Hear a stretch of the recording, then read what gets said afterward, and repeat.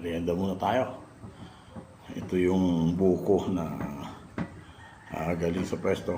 Hindi na siya pwedeng ibenta, gawa ng yung bitak sa biyahe. Medyo yung lasa ng sabaw okay pa naman, pero yung lasa ng laman hindi na pabenta. At meron akong guyabanong pinili. Yung iba pwede pang kainin, yung iba hindi na. Ang tamis. Matamis yan, matamis.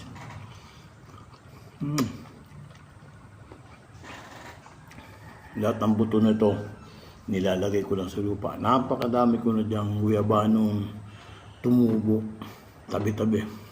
Hindi ko pa na-i-transplant. Ewan ko lang kung pwede pang i-transplant siya. Tingnan natin. Kung mamunga,